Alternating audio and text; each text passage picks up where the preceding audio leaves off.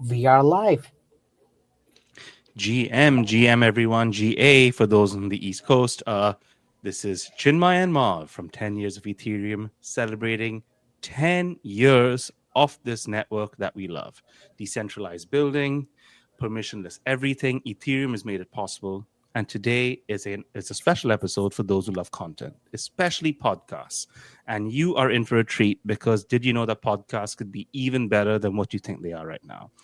The folks who will be enlightening you about this process are Lucas and Dan, both from Pods Media. Lucas is the CEO and Dan is the CTO.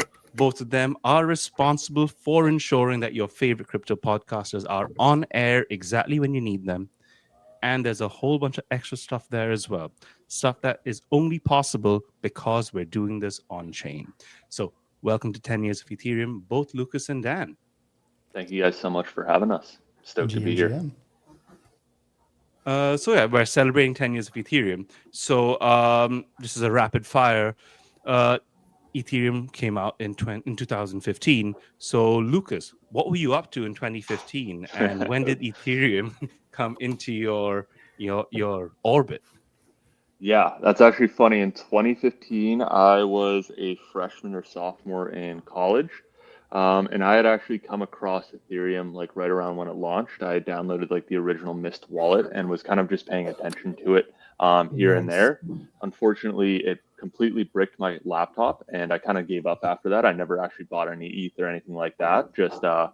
But I think as a whole was studying economics in school, was very interested in like finance and crypto and internet technologies as a whole, and kind of just paid attention to it over the years. And kind of going into my final year of school, I really kind of went down the rabbit hole. This is like 2016, 2017, right when ICO boom was happening, and kind of just went down the rabbit hole, and I have not returned. So pretty much just decided to go full time in this industry, and really got my start just doing like kind of consulting for like ICO projects that never really succeeded, and then really kind of found my niche doing writing, and was running a DeFi blog for about a year. Um, and this is around 2019, 2020. And little did I know Ryan Sean Adams, who's the founder of Bankless, was following along with my work, and actually offered me a job as the first employee there. So I was very fortunate enough to run the newsletter there for about 3 years and kind of be on that rocket ship when Bankless was largely in its prime. And yeah, I think as a whole was a really exciting time for me, and we can talk about it a little bit more. But I just kind of saw the inconsistencies or the weaknesses in the media business model and really kind of became obsessed with how can we leverage crypto, this technology that we all love, to really empower the business model and really just media as a whole, and what can we do to change it. So yeah, that's kind of a quick synopsis of my journey. And yeah, we can talk about how I ran into Dan and how we crossed paths. But yeah, I'll just pause there. Nice. And how about you, Dan? 2015. Where were you when Ethereum took its first steps into the world? Oh man, 2015. That was a long time ago. Um, well, I think at that point I was already a Mt. Gox creditor. So I was. I've been, kind of the investor persona and the enthusiast persona in this space for a long time. First Bitcoin, then Ethereum. Didn't actually take the plunge to kind of start working in the space until more recently in the past few years, largely because, I was unimpressed with actual real applications being built at the time. It was a lot of like fluff and marketing and white papers with typos. And it just, I don't know, it wasn't my vibe. It was fun to trade and participate in, but yeah, only just recently have I really gotten excited about using this technology to build real things. So that's, like Lucas said, we can talk more about kind of us linking up and what we're building at Pods. But so I guess 2015, I graduated university in 2012, computer science, went to work at a startup that was kind of my first experience at a rocket ship. When I joined, we grew from 50 to 300 employees in the span of like 6 months. It was a wild time. We had kegs in the office. We were playing 2 hours of ping pong a day, Silicon Valley type TV show. But I actually pretty quickly, I don't know, I wasn't being challenged I ended up leaving to co-found a company, and that's like a whole separate saga, more in like the Web 2 space. But I think, since then, been working in startups since, just places where I can, really cut my teeth and affect change and have that degree of autonomy. So kind of been working in startups ever since. That's kind of like a high level. Oh, fantastic. So how did you folks go from your separate experiences to your paths combining and deciding, hey, the podcast space needs a good shakeup? Yeah, I'm excited to actually hear Dan's perspective on it. But yeah, from my experience, it was pretty much we tested the concept at Bankless of like these podcast NFTs back in November of 2022. So this is actually right around the FTX collapse. And in short, the program was doing really well. We were on track to generate a meaningful amount of money for Bankless. The community really liked it. The problem is that I had really duct taped together a tech stack. I'm non-technical and was kind of using all sorts of little tools. I was got access to like Sound XYZ, even though they were whitelisted and for music, but I was we were releasing the podcast NFTs on Sound. And we were using like Bonfire, which was like a Web3 kind of WordPress tool to facilitate the minting. And we were actually on Ethereum mainnet, if you can imagine that, which just feels unheard of these days. But I decided, after releasing about 25 episodes, that we needed to scale this technology.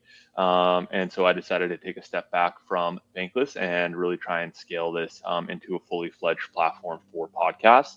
And that's kind of when I came across Dan and also Drew, who's part of the founding team here, where I was looking for help on the technical side. Dan was involved on the collector side. So he was actually an active collector of the Bankless collectibles. And we kind of just crossed paths, started talking, really enjoyed working together.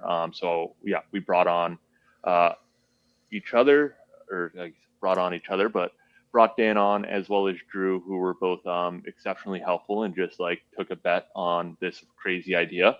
And yeah, I mean, all the respect to them for, following me into battle here. I know it was kind of a wild thing to be doing podcast NFTs in 2022. But here we are, I guess it was 2023 at that point. But here we are. And yeah, it's been an awesome journey having these two, along with Eric, who's also on the team, be a part of this. And yeah, I'm the sole non-engineer on the team. So I'm just the idiot in the room, actually. So I just kind of listen to them and try and make the best decisions I can from there. It's all good. Lucas, both of us are the left brains in this chat. Chinmay, my co-host, he's a builder. So Chinmay and Dan, I think, will be exactly on the same track. But Lucas and myself, we're all about the expression, the marketing, the messaging. And yeah, I think it's a nice balance that we can have over here. So yeah, so Chinmay, if there are any technical questions, you feel free to step in, okay? I have so many, but I think we want to get to Dan's story first. Yeah. So like Lucas said, we intersected. I was a participant in the Bankless collectibles. I was, obviously like with many people in the space, Bankless played a big role in my journey and kind of learning and getting excited about this stuff. And I saw they were doing the, collectibles, and I thought it was super interesting. So I collected 5 out of 5 of the Genesis collection, Nice. which I think, to some extent is how I crossed Lucas's radar. There was like a collector chat or something. And at one point, I want to say it was like January 2023 or something. He kind of put out a request for, hey, like I could use anybody with engineering experience. And on my front, it was actually kind of perfect timing. I had been working at a previous organization, and that kind of came to a natural conclusion. And then I had just gone through a 6-week intensive smart contract engineering fellowship. So I was writing Solidity for like 6 weeks straight. We had to write like Uniswap v2 from scratch, the compound governance contract from scratch. So, that was concluding. We were hitting ETH Denver. And this was like right when Lucas was asking for help. So we kind of, touched base. I was like, hey, man, I've been a participant. This is super cool. I would love to chat more. I'm kind of starting to think about what's next for me. So this could be a good fit. And so we met IRL at ETH Denver for the first time. And then, yeah, it kind of just went from there. It was like a trial basis at first, like, let's see how well we mesh. Let's start jamming. And yeah, I think by April or May, we decided to go full time. It's like, we're doing this thing. And yeah, the rest is history. Yeah, and I'll add that, yeah, it was definitely a little firing from the hip, I think at the beginning. I'm a first-time founder. Dan obviously has like way more experience than me. But yeah, I was definitely trying to, get my bearings of like, how the hell do you actually run a company? So it was definitely a very big learning experience. And yeah, I just have all the respect for Drew and Dan and the rest of the team for just kind of being alongside this as I'm figuring out, how to actually run a company here. And yeah, they've been very patient and very helpful and very, wise, I guess, in helping me kind of guide me through this process as well. So just all the respect to the Pods team. It's been a ton of fun. So as a first-time founder, do you think being in Web3 made it easier or harder for you? I would assume easier because I think naturally this industry trends towards the younger side, and is very favorable for people that are coming in with a fresh brain and fresh eyes. And I think alongside that, I had some experience like launching some products, within the Bankless ecosystem. So I had like a little bit of some small experience just doing that. But obviously, doing it on your own company under your own brand is a entirely different kind of beast.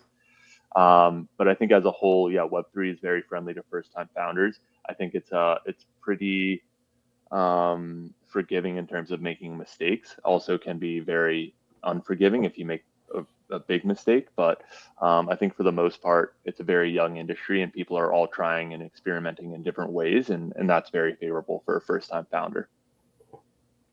So I want to ask you a question, like a little bit more specific in terms of not really a tech stack, but like the protocol that you pick. I know that Bankless is very specific to Ethereum ecosystems, but L1 and L2 is alike. Like it's like Bankless try to cover as much space as possible.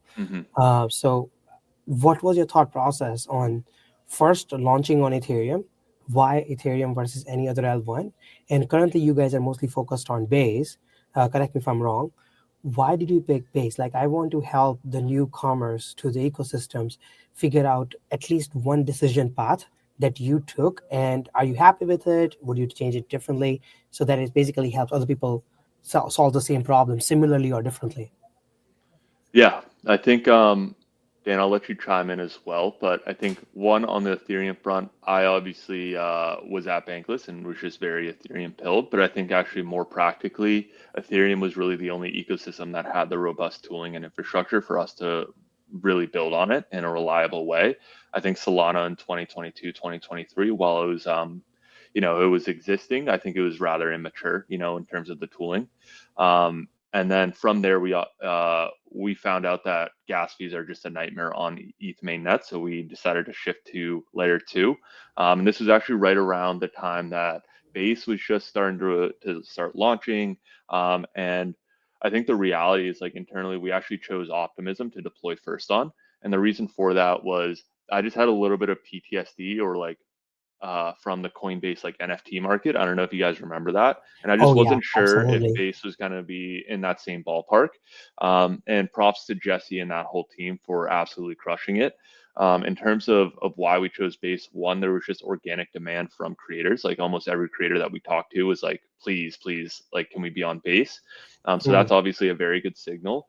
But maybe even more broadly, I think media is in the game of distribution, right? Whoever has the best distribution wins. And Coinbase seems to be the most well-positioned out of any other L2 ecosystem that wins on distribution. They just have a massive edge on that front. So it became a pretty clear choice for us overall. And the numbers actually speak for themselves. Like we weren't doing, nearly as much volume as we were on OP mainnet as we are today on Base. So yeah, I think overall it was just kind of a pretty clear decision. And ultimately, we were talking to 100+ crypto native podcasts, and all of them wanted to be on Base. So it kind of just made that choice pretty easy at the end of the day. Dan? Not too much more to add. I was going to mention the distribution point. I think that's kind of, we've been very happy with Base. As far as kind of the evolution or trajectory, it's one of those things that's like easy to look back and say coulda, shoulda, woulda, but like at the time when we started, L2s were almost like a conversation. They weren't even really out there in the world for the most part. I mean, maybe some of the original ones were just kind of starting to come on the scene, but you know,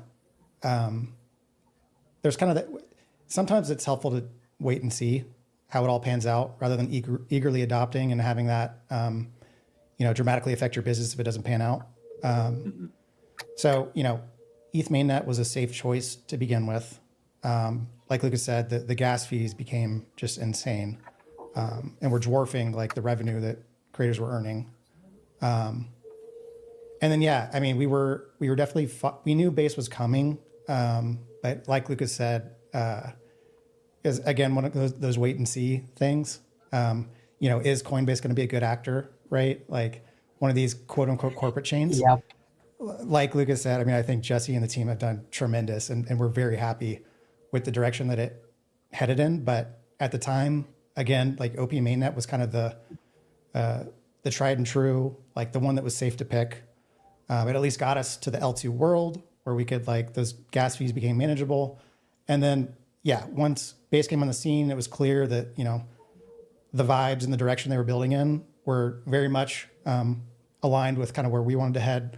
That became the natural choice. And yeah, we've been very happy with that decision since. One last question before I give it to Marv. Sorry, Marv, you know, my questions are generally very much like this. But if Ethereum fees become same as base fees, would you go back to Ethereum more? Oh, that is a great question. I would be pretty open to it. I do still think it's a distribution game at the end of the day for us, and whoever can provide the most distribution, and whoever can get these podcasts in front of the most eyeballs, and assist us with that, I think is still a pretty strong edge. That said, I think it would be an interesting conversation. I think one of the things that I am a little, I guess, frustrated with the Ethereum kind of decision for the L2 centric roadmap is like the constant, you know, barrage of people being like, oh, deploy here, deploy there. And like what happens is like it becomes fragmented. It becomes, you know, a little bit worse on the UX front to support all these different chains. And I think, yeah, I would say it would be an interesting conversation, but at the end of the day, I think distribution is king. So we'd probably still be on base, but I don't know, Dan, you might have another opinion. It'd definitely be an interesting thought exercise off the cuff. I don't know. I mean, it's like kind of the least common denominator. Like Lucas said, I mean, one of the challenges we run into is like fragmentation, right? With L2s. They're huge. So to some extent, maybe using the native L1 could bridge that gap. But then again, I don't know.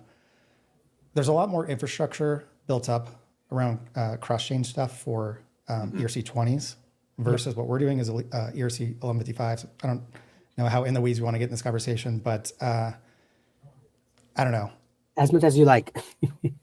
So as far as like, I think one of the questions that we try to answer, and I don't think anybody in the larger space has a great answer for yet, is like, does it matter where these NFTs ultimately end up living or like landing, right? So like our collectors receive their collectibles on base.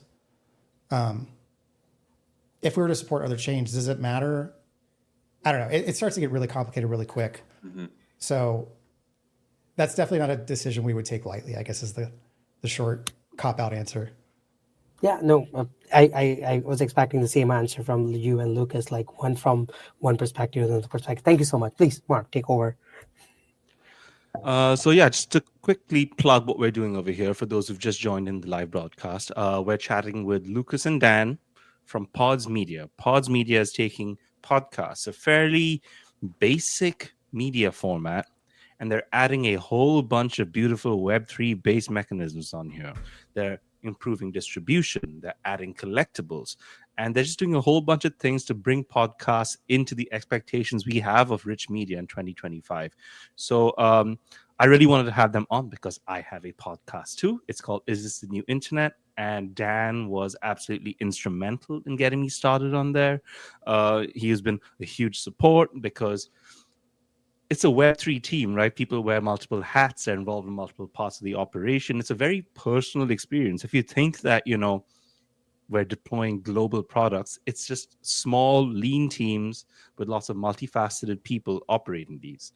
So I want to chat. So if you're joining in, please retweet, share this with your friends. If you know any podcasters who might be interested in hearing right from the platform operators themselves, this is a rare chance for you to actually do so. If you have any questions also, drop them in the replies to the main tweet. We'll ask the best ones to Dan and Lucas.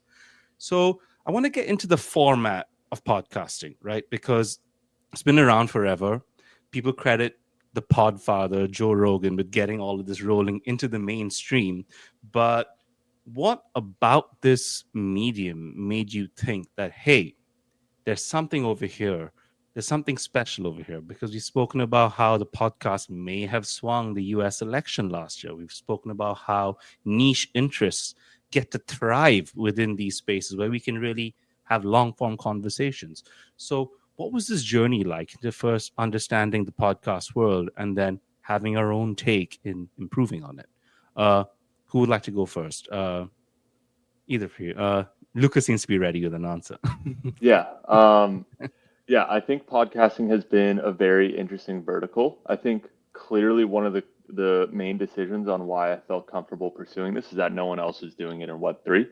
We kind of saw like Zora doing a generalized approach. We saw Sound being pretty successful on a specialized approach with music. And I saw, podcasting is this kind of like pretty ripe opportunity where the current experience is very much a one-way kind of listening experience right now, where you listen to the podcast and then that's it. That's about the full extent of the experience. Even comments, something as basic as comments isn't very prominent. Spotify's just starting to do it. So that said, podcasting was just like a fast growing vertical. I think it's growing at like 27% per year, 27% per year.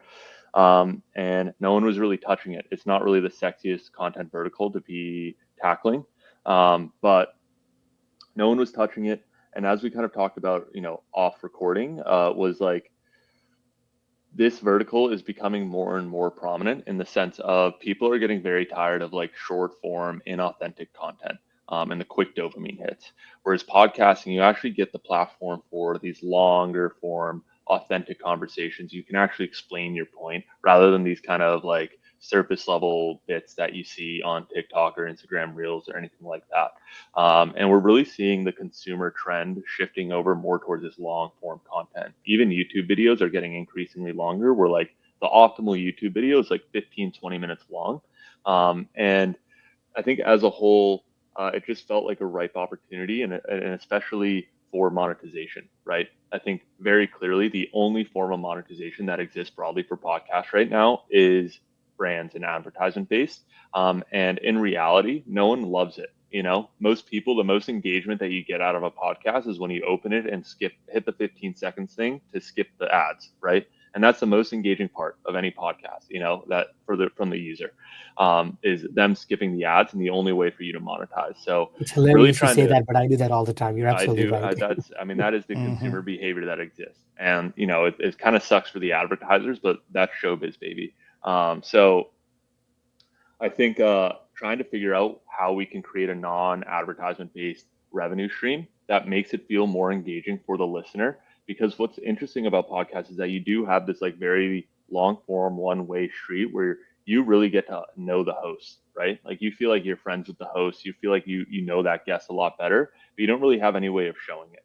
And I think that's kind of one of the main approaches that we're trying to take with pods is one, how can we fix the monetization layer? And two, how can we address the engagement layer? How can we make it more fun to engage and support your favorite podcast and start to build in rewards or perks for doing that? So I think as a whole, just fast growing content vertical and in a form that is highly desired and highly,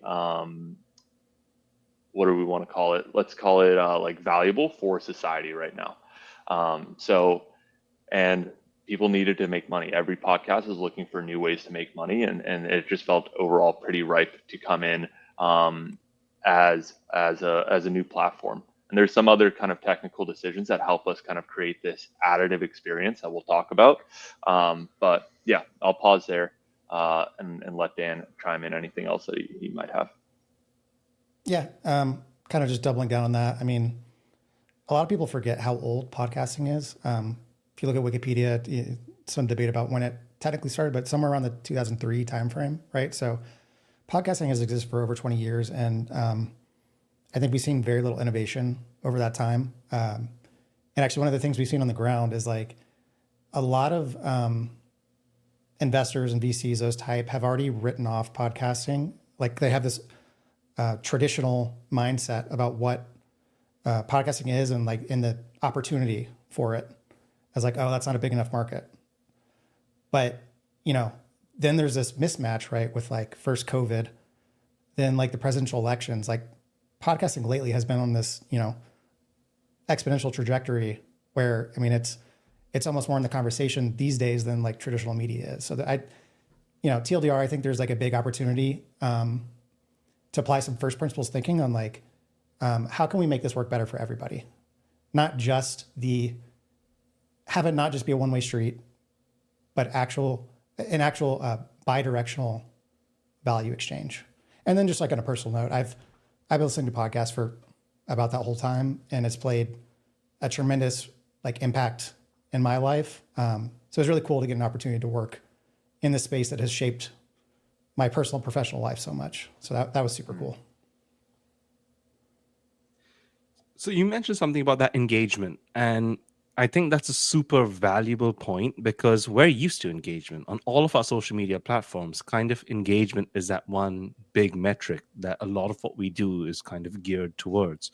So could you walk the audience through the different ways in which listeners and creators can engage with each other using your platform?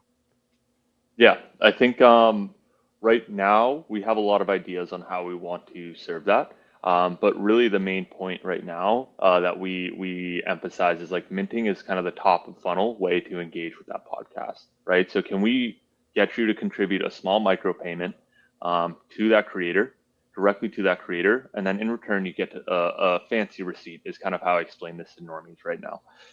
You get a fancy receipt that you supported that podcast on that episode, and then through that you get to build this social graph or leaderboard of your biggest fans through all those receipts that they've kind of engaged with. So you get to understand from the creator perspective, you get to understand the individuals behind your audience in a new way. And then from there, we can start to use that mint as, like I said, the top of funnel on ways to engage it. So maybe if you mint, you can now comment, right? On that episode, or maybe you can send a direct voice message to that creator, or maybe that creator will start to reward you in different ways. Maybe you'll get exclusive access to the next episode, or maybe they'll give you, a ticket to their live event that they might have, right? So the key engagement thing that exists today is this social graph that we're trying to build on the back end, right? And the next kind of step in the next evolution of pods is how do we start to engage that social graph, or how do we give you the tooling as a creator to start engaging with that social graph? And then also, what can we do on the consumer side, the listener side, that makes it feel compelling? Or one way that we think about it is like answering why collect. Why should I support this podcast, right? Can we start creating engaging mechanisms for reasons that will make you want to support this podcast and go out of your way and give them $1, $2, whatever it is, to these podcast creators. So yeah, I think clearly, candidly, I think today we're pretty underbaked in this area, but it's definitely something that we're thinking a lot about deeply internally, and we have some other product things that we need to get out the door before we can really start to tackle this area. But the mint and that receipt that you get from the mint is kind of the top of funnel way for all of this to work in the end game. You use the word I love, social graph, because there's another platform that I really enjoy that really utilizes the social graph as a very big part of the way it operates, and that's Firecaster. Mm-hmm. And Pods and Firecaster seem to be this perfect blend of being able to use one decentralized tool to distribute another decentralized tool. So was this intentional? What was your thought process in making this stuff work so well together? Honestly, Dan was the big proponent of Farcaster internally and kind of pushed us to be on it pretty early. Um, what we came across is like Twitter for us became like a pretty dead distribution channel in the sense of if we tried to share a link to a mint, you pretty much just got like your post demoted, right? And Farcaster wasn't doing that, and more importantly, they were actually creating engaging mechanisms for those links. So, right around when we started taking Farcaster pretty seriously, the released Frames V1, and that allowed people to mint in line directly from their wallet in the Farcaster feed, and that's a completely separate kind of distribution mechanism, or like way more compelling distribution mechanism for us as a platform that's trying to get people to spend a little bit of money on their favorite podcast. Versus Twitter or other major distribution channels, it's really hard to kind of get people to go to your link.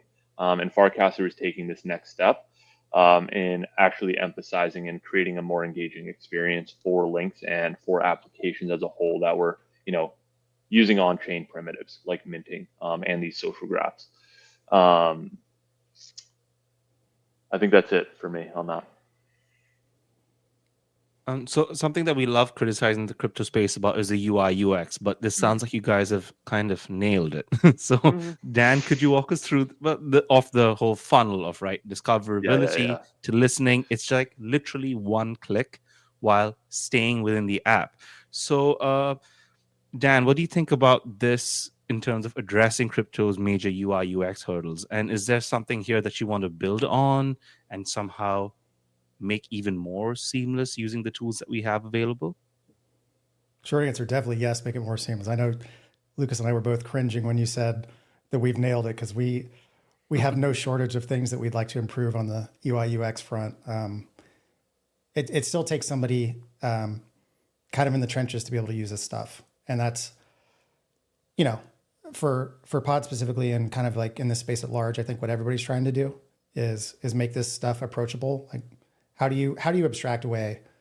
How do you take advantage of kind of the Web3 primitives and what that unlocks while still making it kind of feel like Web2, right? So like tap into the power without the end user needing to know how it works, or have a browser extension, or switch chains, or even know what base ETH is, right? Like that's something that I continually rant to the team about. Marv, you saw recently, we've made some strides on our onboarding, but it's still very rough around the edges around like, so somebody, requests to be on pods, we reach out. It's a very high touch, very personal approach right now.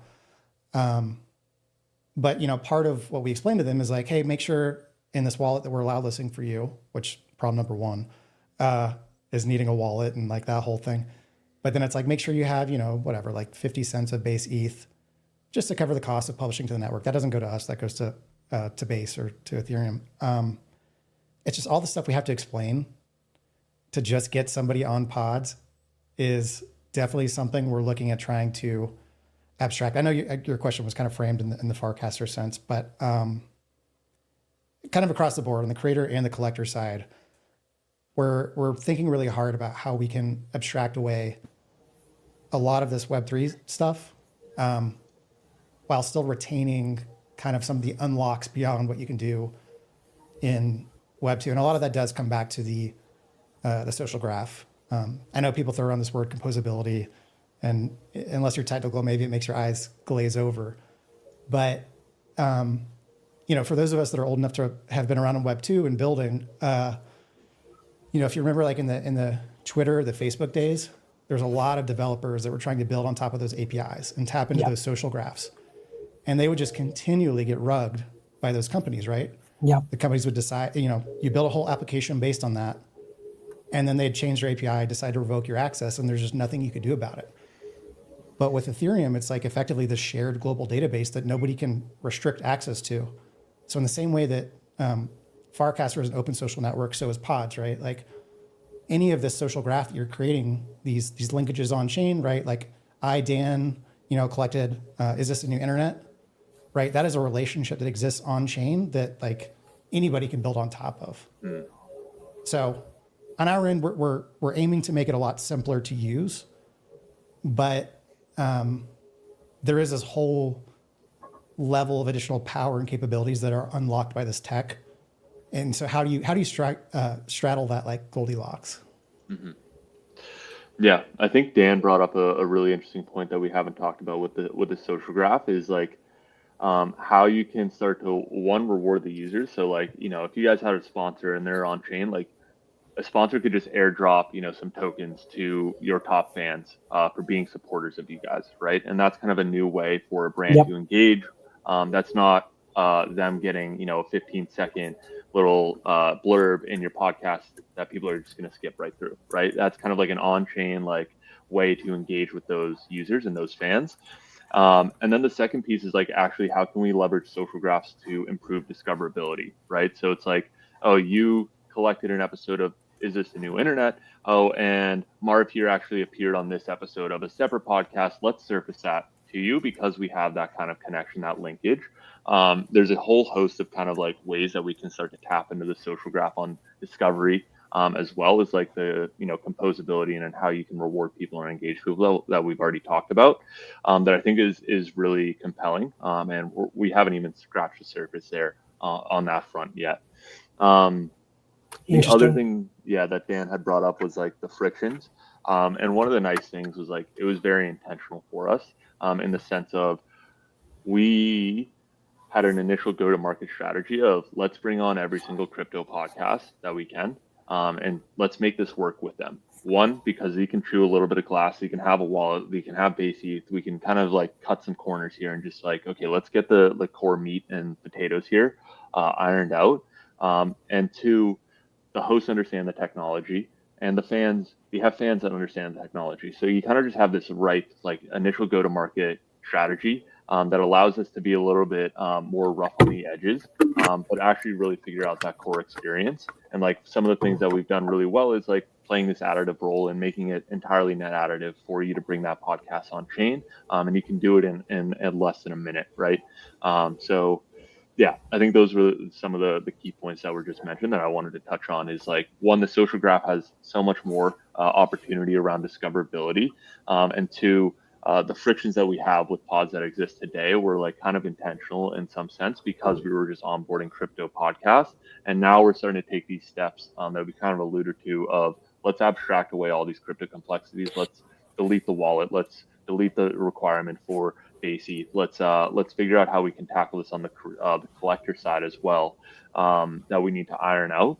But by doing all of that, we have a pretty strong understanding of why people are collecting these podcasts right now, how we can double down on that, and then how can we generalize that for the normie creators that don't have a Web3 audience that understands what the hell is going on, right? So kind of all intentional on that front. So one question. So this is very helpful to understand. Like you're saying, Media is just one more place where the creators should distribute with. So you have Mm-hmm. Spotify, you have YouTube, and you have Pods Media, right? Like that's the mindset that you are going with. One question, like you mentioned distribution a few times as well, and media is all about distribution. Whoever can get the best distribution. What distribution are you getting for the podcasters at this point in time?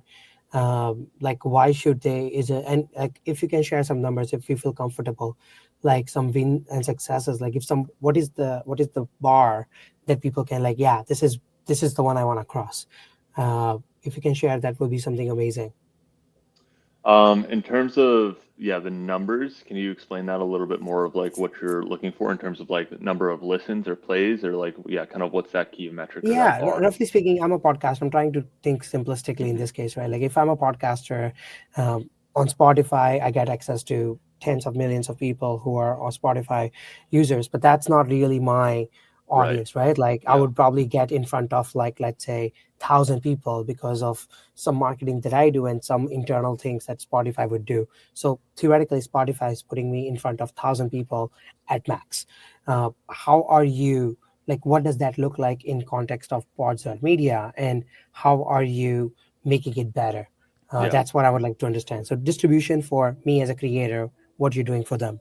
Yeah. I think that is a beautiful question in the sense of one of the powerful things about publishing on chain is it's really just like this upload once, publish everywhere, kind of concept, Fair. where if you publish on chain, that media is now publicly available for anyone to start surfacing however they want, right? So you can publish on pods, and then next thing you know, you might get a notification from Daylight, who Hmm. serves kind of more curated, tailored Web3 opportunities, saying, hey, there's a new podcast episode because you collected this. Or it might get featured on Coinbase Wallet, right? And that gets, has a million users or whatever it is. So we start to see people coming across and discovering that podcast from Coinbase Wallet. Or obviously, as we talked about, like Farcaster, you can start to publish that, and then you drop your pods link, and now it's a mini app. You have your own little mini kind of like personalized mini app for your podcast.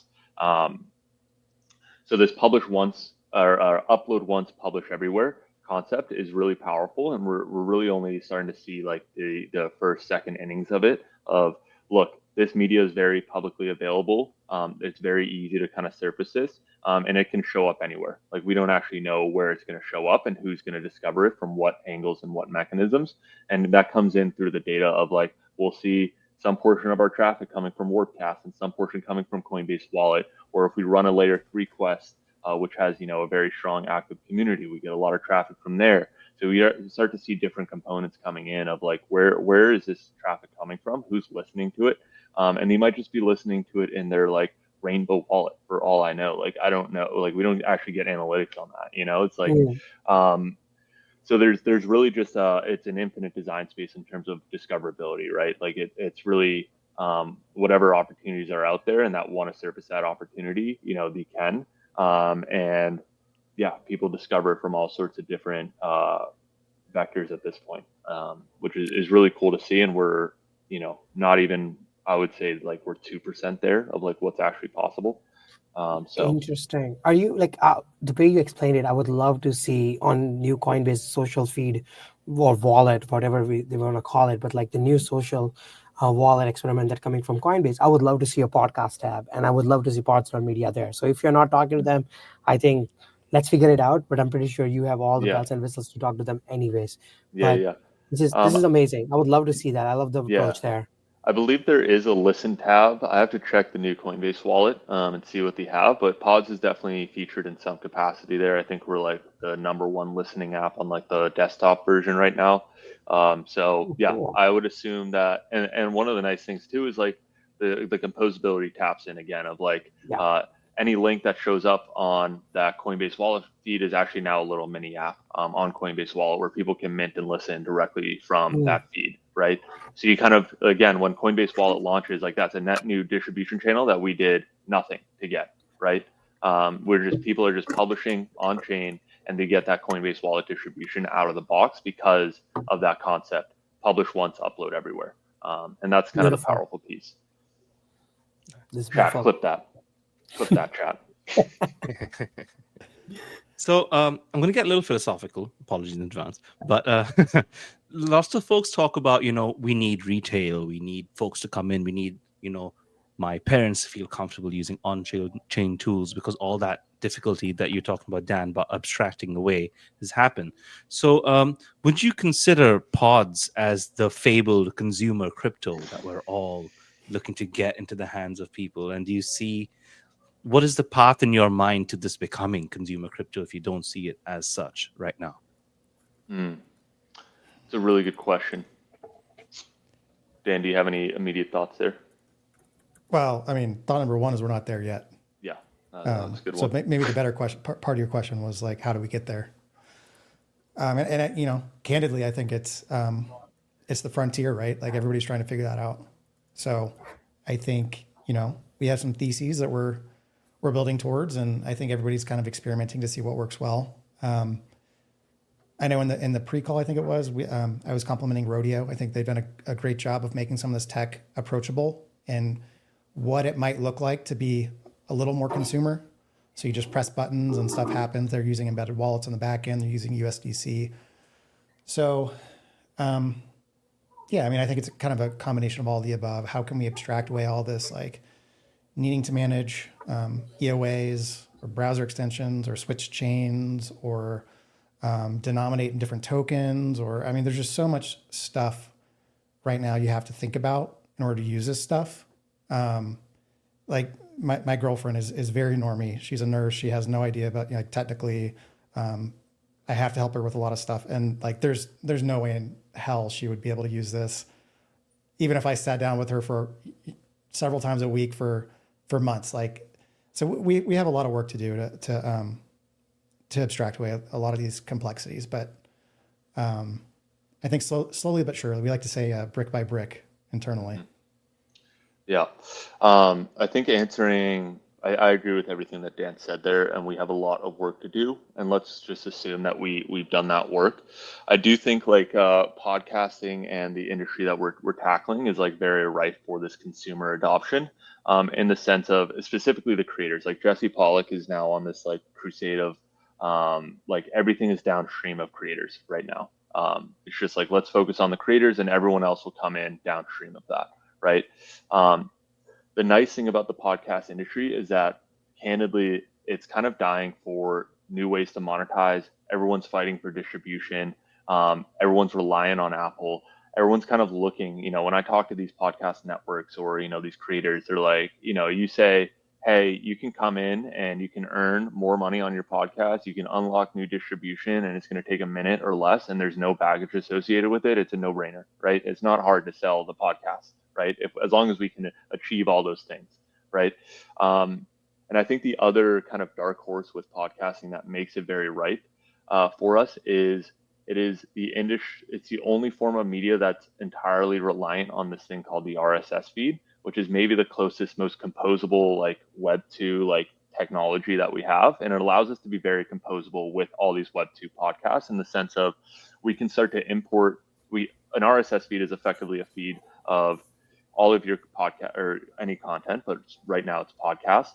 And it has, the title, the description, it has the audio file, it has the thumbnail, it has all these things that's publicly available. And this is how every podcast player kind of indexes or surfaces your episodes or your content, is through this RSS feed. What we can do is we pretty much just mimic our on-chain, publishing tool to mimic an RSS feed. So we can just easily import an episode in 2 clicks and there's no downside, right? You're just publishing on-chain, you're getting that surface area to monetize, you're getting that new distribution channel, you're getting a way to engage with your fans in a new way that didn't exist before. So the RSS feed is kind of like the dark horse, the ace up the sleeve for us that allows us to be very composable and attack this industry very easily, because we can get you to upload that episode in 30 seconds or less, right? And it's not very difficult. And as long as we can delete the wallet and the gas requirements and all the rough edges that we just talked about, it's going to be very easy to get these people on chain. The hard part actually is going to be how can we make them their first 7, 10, 15, 20, $100 on chain and getting their community to actually engage with that. So we're pretty close on the creator side. And then we're going to be shifting very much on the collector side, the fan side, and really coming up with those reasons on why collect, making it really engaging. And I think the final thing on that front is, like, as kind of Dan said, we're big fans of Rodeo internally. We love kind of what they're doing. And one of our approaches is we're really taking this like patronage plus model. We're not trying to force these creators into speculations with coins and like all this baggage that might be associated with kind of on some of the on-chain primitives that exist today. We're really trying to be like, look, every single podcast episode on Pods is a forever edition. So it's an open edition with an unlimited supply. There's no scarcity. There's no speculation. It's just, I'm collecting this or I'm supporting this podcast because I want to. And the reasons to collect are downstream of that, right? So when we go to Joe Rogan, right, Joe Rogan's not launching a coin. He's not going to have to be worried about going down, launching a coin, it going to $100 million and then down 99% over time, because content is ephemeral, right? Which is maybe another rabbit hole that we'll talk about later. But it's really just like this patronage plus. Take a minute and now your fans can support you directly. And there's really no baggage associated with it. And I think the combination of the RSS feed, this patronage plus model, and an industry that's looking for new monetization models really kind of creates this powerful cocktail for us to really attack the Web 2 side of stuff. And we're really excited to start doing that in the next coming months in the second half of this year as well. Yeah, maybe just to kind of plus one of the things that Lucas said, I kind of answered the question a little bit generically, but for Pods and for the podcasting vertical specifically, one of the things we've done very intentionally is try to meet both creators and listeners where they're at. So we're not asking them to change their behavior. So like you said, on the RSS side and on the creator side, many of our podcasts, something like 2/3, were pre-existing podcasts, right? Like, so we're not asking them to start over on pods. They just connect their RSS feed, one-click import, publish on chain in 60 seconds or whatever. We're not trying to change their behavior there. We work with all of these existing RSS hosts they might be using. And then similarly on the listener side, again, we want to have at least like a basic answer to a playback experience, but we're not trying to be a fully fledged, at least at present, podcast player, because many people have been listening to podcasts for, like I said, 20 years. Most folks have like their preferred player, right? Maybe it's Apple Podcasts or Spotify or any number of, maybe it's Pocket Casts, if they're a little more niche. So we also kind of connect to all of those. So you can, of course, listen in pods natively, and we're going to allow for that. And like we've talked about, we have kind of the mini app experience. So you can inline and Farcast or listen to or preview content. But if you want to have a more advanced playback experience, you can also in one click, shell out to Pocket Casts and, increase the playback speed and do all the fancy stuff, maybe add it to your queue. So it's, as far as making the stuff approachable for a more normal audience, it's like not asking them to change their behavior and kind of meet them where they're at. Yeah, I think just adding to that is like we have taken this approach of like a yes and kind of approach, and like we are an entirely additive tool for every podcast, right? We're not trying to take you away from your hosting provider that you've been using. We're not trying to pull the listener off of the podcast list, the listening app that they've been using for a decade plus. Like even personally, how we came to that conclusion is like me and Dan were like, look, I've been using Spotify for a decade to listen to podcasts. I don't plan on changing, and we're building the product. So like, how the hell are we supposed to do that? And Dan's kind of in the same boat, and the rest of the team was all in that same boat of like, we already have our podcast players, we don't need to compete on that front, but like, how can we create this kind of net new thing that doesn't exist, that there's really no loss for doing it on either side of the marketplace, whether it is the creator or the listener. So am I going to see some kind of integration between, like, say, Spotify, where there is like a special button that says mint with pod media? Like, am I going to see something like that? Because that would be a perfect win from both sides, because getting consumers on pods media is a big challenge because they are addicted or they have a habit or behavior of going to Spotify. On the other side, creators would love to use something like pods media because that provides additional revenue stream. So is there like best of both worlds scenario that we can envision, or am I just like dreaming? There's definitely a best of both worlds that we could get to. There's a long road on that front to go, and we have a lot more to prove before we get to mint on pods, or like even a API that integrates into Spotify that lets you mint directly on Spotify. Like there's a lot of stuff that needs to happen there.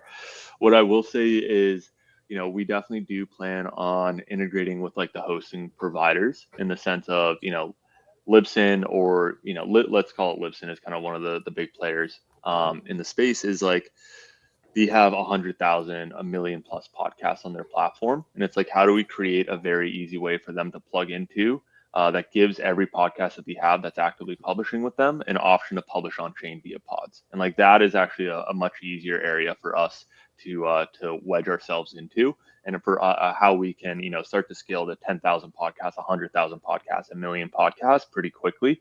On the player front, I think that's a whole another beast of because those are very consumer facing apps, and getting Apple and Spotify to $100 trillion, 100, who knows what the market caps of those companies are these days, to integrate little pods right now is a long journey, is what I'll say there. So a lot of work to do, but there's no reason not to, I think, at the end of the day. That's kind of been our approach. Absolutely. It can start with like a show notes in their shows saying that, hey, start minted pod. So and then if like enough people do it, then there is a button available. There's definitely like the easy way to go about it, which is like just throw the link in your show notes, and that's kind of then we get the same placement as all the advertisers that are paying to be on there. And that's kind of been the interim solution until Apple's begging us for the API keys. Love it, man. Thank you. Yeah. So Dan and Lucas, I think your broadcast with us is the perfect opportunity to announce, because Dan did mention it before, that your onboarding process got a little bit smoother, and I've experienced with that. And that's because all these broadcasts that we're doing for the 10 years of Ethereum celebration will also be available on Pod. So we have a few episodes in the chamber ready, and we're going to be uploading them as quickly as possible. But I didn't want to upload them before you folks got to address our community with exactly what Pods is, how you're changing the podcasting game, and how they can benefit from this. So watch this space. We will be uploading not as soon as the episode's done. We still need to put them up on Pods. But the moment it's ready, you can get in on the minting and collecting of the podcast game. So Dan and Lucas, for those who may have never minted a podcast episode before, do you have any advice for the folks who might be doing that for the very first time? Get a wallet with like ETH on base. That's it. And then, yeah. Makes sense. No, I think that's kind of the tricky answer. I think the main thing that people should know right now is that it should be very simple to support your favorite podcasts and to support those creators in a way that feels non-invasive for you. And I think that's kind of the big thing. And the rewards for doing that are, let's call it an infinite design space. You have a permanent record that you supported this podcast that's publicly available, that might get rewarded in ways that you're not expecting in the future. So that's kind of the through line there. All right, so here's an idea. Mr. Beast, come create a podcast on pods.media, and based on your first 10,000 mints, that's how you design your giveaways. Right now, he's doing it based on subscription on YouTube, but he should be on pods.media trying to figure out who really minted those 5-cent NFTs or 10-cent NFTs. And now he has a very provable mechanism to figure out and even use on-chain randomness. And I'm pretty sure Dan can figure out an on-chain randomness solution there. And I can see him smiling too.